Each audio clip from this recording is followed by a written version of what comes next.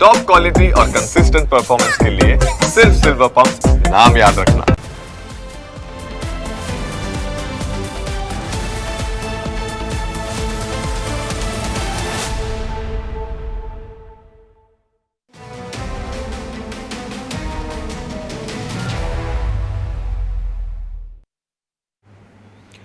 અમરેલી એક એવો જિલ્લો જ્યાં ઘરેથી બહાર નીકળો એટલે ક્યાંક ને ક્યાંક તો સિંહનો ભેટો થઈ જાય। સામાન્ય રીતે સિંહ માનવીનો શિકાર કરતા નથી, પરંતુ આજકાલ સિંહ શિકારી બની ગયા છે, જેના કારણે લોકો ઘરની બહાર નીકળતા પણ ડરી રહ્યા છે। રાજુલા પંથકમાં 4 સિંહે એવો આતંક મચાવ્યો કે તેની હકીકત સાંભળીને તમારી કંપારી છૂટી જશે। આ ઘટના અમરેલીના રાજુલા નજીક આવેલા કોવાયા ગામની છે, જ્યાં સિંહે એક યુવકને ફાડી ખાધો। સિંહે કરેલો હુમલો એટલો ઘાતક હતો કે ધડથી અલગ કરેલા યુવકના માથાની ખોપરી જ બચી હતી અને બાકી આખા શરીરને સિંહે પોતાનું ભોજન બનાવ્યું। આટલો ક્રૂર હુમલો થતાં જ ગ્રામજનોમાં હવે ડર ફેલાયો છે। મૃતક યુવકની ઓળખ પ્રકાશચંદ્ર તરીકે થઈ હતી। તે મૂળ ઉત્તરાખંડના પિથુરાગઢનો વતની હતો અને સ્થાનિક હોટેલ રેસ્ટોરન્ટમાં કામ કરતો હતો। ગામની બહાર એક રેસ્ટોરન્ટમાં રહેતો હતો। આખરે તે કેવી રીતે સિંહનો કોળિયો બની ગયો તેની હકીકત ખૂબ જ ડરામણી છે। રાતનો સમય હતો। કોવાયા ગામ પાસે સિંહ શિકારની શોધમાં નીકળ્યો હતો। તે રસ્તા પાસે ઝાડ પાછળ સંતાઈને ઊભો હતો અને રાહ જોઈ રહ્યો હતો કે કોઈ આવે તો તરત જ તે પોતાનું રાતનું ભોજન બનાવી શકે। બીજી તરફ હોટલમાં કામ પતાવીને પ્રકાશચંદ્ર પોતાના વતન જવા નીકળ્યો હતો। વતન જવાની ખુશી તેના પર સ્પષ્ટ દેખાતી હતી। આ દરમિયાન તે ચાલતો ચાલતો થોડો આગળ પહોંચતા જ છુપાયેલા સિંહે તેના ઉપર હુમલો કરી દીધો। પ્રકાશચંદ્ર કંઈ વિચારે તે પહેલાં તો સિંહે તેનું માથું ધડથી અલગ કરી નાખ્યું અને ત્યારબાદ આખું શરીર ખાઈ ગયું। સવારે ઘટનાની જાણ થતાં જ સ્થાનિક લોકો ઘટના સ્થળે પહોંચ્યા, જ્યાં માત્ર ખોપડી અને હાડકાના અવશેષો જોઈને લોકોની કંપારી છૂટી ગઈ, કારણ કે સિંહે મચાવેલા આતંકનો આવો ભયાનક નજારો તેમણે ક્યારેય જોયો ન હતો। ગ્રામજનોએ જાણ કરતાં જ વન વિભાગની ટીમો એક્શનમાં આવી। ઘટનાની ગંભીરતાને જોતા એસીએફ દ્વારા રાજુલા રેન્જની સાથે જાફરાબાદ રેન્જને પણ મદદ માટે બોલાવવામાં આવી।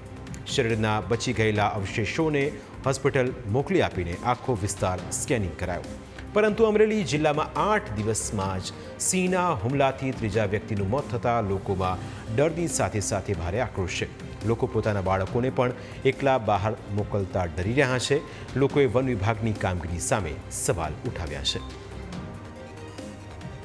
ઘટી છે અથવા તો કંઈ મતલબ બનાવ બન્યો છે, એ બનાવમાં અનુસંધાનમાં 3 થી 4 જનાવર હોવાનું મનાઈ આવે છે અને આ જનાવર આ માણસ જે અહીં બેઠો હતો એ માણસને ખેંચી અને સામેની સાઈડ લઈ ગયો છે અને ત્યાં બધું આખું મતલબ એમ કહે ને કે ભાઈ માથા સિવાય કાંઈ વધવા નથી દીધું।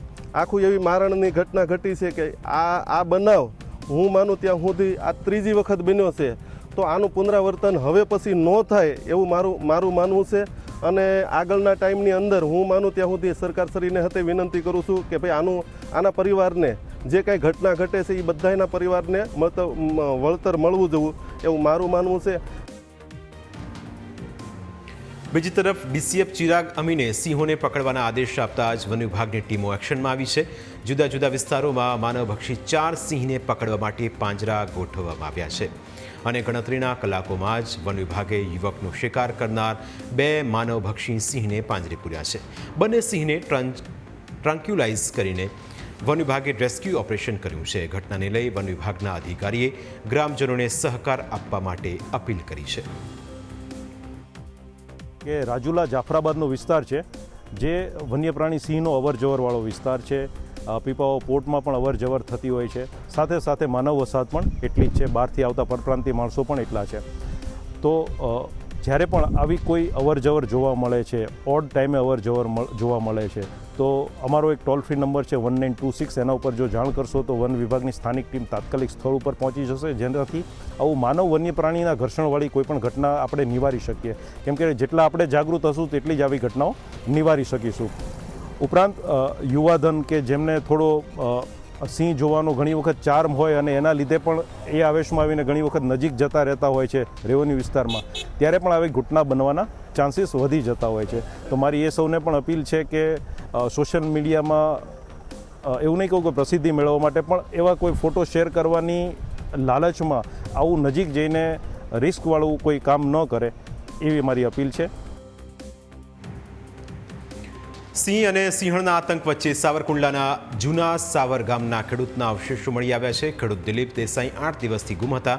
તેમની શોધખોળ કરવામાં આવી રહી હતી. આ દરમિયાન એક ખેતરમાંથી ટ્રેક્ટર, બૂટ અને લોહીવાળા કપડાં મળી આવ્યા છે. ખેડૂત ઉપર સિંહે હુમલો કર્યો હોવાની પ્રબળ શક્યતા રહેલી છે, જેને પગલે ઘટનાની હકીકત જાણવા માટે વન વિભાગની ટીમ અને પોલીસની ટીમ કામે લાગી. પોલીસે મૃતદેહના અવશેષો ભાવનગર FSLમાં મોકલી આપ્યા છે, જેમાં મોતનું સાચું કારણ જાણી શકાશે. પરંતુ અમરેલીના રાજુલા પંથકમાં સિંહનો આતંક એ હદે વધી ગયો છે કે ધારાસભ્યએ પણ હવે આ મામલે ચિંતા વ્યક્ત કરી છે. લોકોના જીવ જોખમાતા ધારાસભ્ય હીરા સોલંકીએ વન વિભાગ અને પર્યાવરણ મંત્રી અર્જુન મોઢવાડિયાને એક પત્ર લખ્યો છે, જેમાં તેમણે માંગ કરી છે કે માનવ વસ્તીમાં સિંહની અવરજવર નિયંત્રિત કરવા માટે વન વિભાગનો સ્ટાફ વધારવામાં આવે.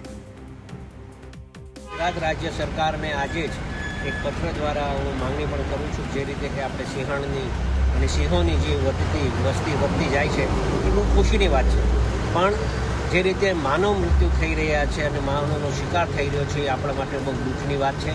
ત્યારે સરકારશ્રી પાસે એક નિવેદન હું કરવા માગું છું કે તાત્કાલિક જ આપણે જેમ સિંહણની સંખ્યા વધી હોય તો એ રીતે આપણે ફોરેસ્ટમાં અધિકારીઓની પણ સંખ્યા વધવી જોઈએ અને કેરટેકરોની પણ સંખ્યા વધવી જોઈએ, જેના કારણે આવા બનાવો બનતા અટકે અને તાત્કાલિક આ જે સિંહણે જે આ માનવનું મૃત્યુ કર્યું છે, શિકાર કર્યો છે એને તાત્કાલિક પકડવામાં આવે એવી સરકાર પાસે હું પ્રાર્થના કરું છું. Thank you.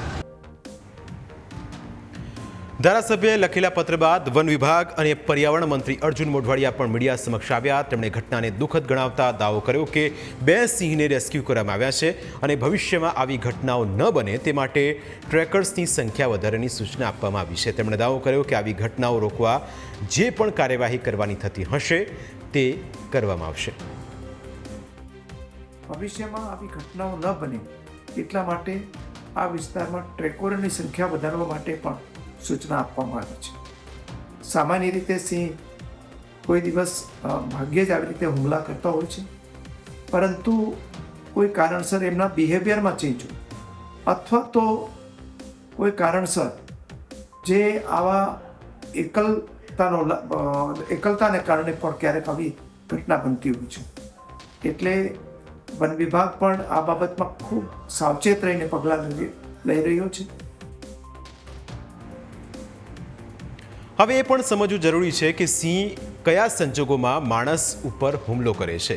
સિંહ ભૂખ્યો હોય અને તેને જંગલમાં હરણ કે વાછરડા ન મળે ત્યારે તે માણસની શોધમાં નીકળે છે. વૃદ્ધ, ઘાયલ અથવા બીમાર સિંહને શિકાર પકડવામાં મુશ્કેલી પડે છે, તેથી તે માણસ જેવા નબળા અને સરળ લક્ષ્ય ઉપર હુમલો કરે છે. સિંહણ પોતાના બચ્ચાને ખતરો લાગે ત્યારે માણસ પર આક્રમક હુમલો કરે છે. જો સિંહની પજવણી કરવામાં આવે, તેને છંછેડવામાં આવે તો તે માણસ ઉપર હુમલો કરે છે. અંધારામાં સિંહને પોતાની જાત ઉપર ખતરાનો ડર હોવાથી તે એકલ દોકલ વ્યક્તિનો શિકાર કરે છે. સિંહ મારણ ખાતો હોય ત્યારે તેની નજીક જનાર વ્યક્તિ પર તે સ્વરક્ષણ માટે હુમલો કરે છે. મેટિંગ સિઝન દરમિયાન અથવા પ્રજનન કાળમાં સિંહ વધુ આક્રમક બને અને માણસને ખતરો માનીને હુમલો કરે છે. જ્યારે સિંહને વાહન અથવા માણસોથી ઘેરી લેવામાં આવે અને ભાગવાનો કોઈ રસ્તો ન મળે ત્યારે સિંહ હુમલો કરે છે. આમ તો સિંહનું મૂળ નિવાસસ્થાન એટલે ગીર અભયારણ્ય, પરંતુ ધીમે ધીમે હવે સિંહ જંગલમાંથી બહાર નીકળી રહ્યા છે. છેલ્લા કેટલાક સમયથી અહીં સિંહોની વસ્તીમાં નોંધપાત્ર વધારો થયો છે, પરંતુ સિંહોની વસ્તી સામે ગીરના જંગલ વિસ્તારનું સંકુચન થઈ રહ્યું છે, જેને લીધે સિંહો અભયારણ્ય છોડી બહાર નીકળી રહ્યા છે. નિષ્ણાંતો માને છે કે જંગલમાં વૃક્ષોનું અને માટીનું સતત ધોવાણ થવા લાગ્યું છે. જંગલમાં ટુરિઝમ હવે વધી રહ્યું છે. માલધારીઓને ખસેડી દેવામાં સિંહોને પશુઓનો ખોરાક મળતો નથી અને સિંહોની વધતી વસ્તી સામે જંગલો સંકોચાઈ રહ્યા છે. આ બધા કારણોસર સિંહ હવે જંગલ છોડીને બહાર નીકળી રહ્યા છે. તેવામાં હવે લોકોએ પણ સાવચેત રહેવાની જરૂર છે અને વન વિભાગે પણ એલર્ટ રહેવાની જરૂર છે. આશા રાખીએ કે આવી ઘટનાઓ ન બને, જેથી માનવ જિંદગી પર ખતરો ન તોડાય. પ્રાઇમ 9માં સમય થયો છે બ્રેકનો. બ્રેક બાદ અન્ય મુદ્દા વિશે વાત.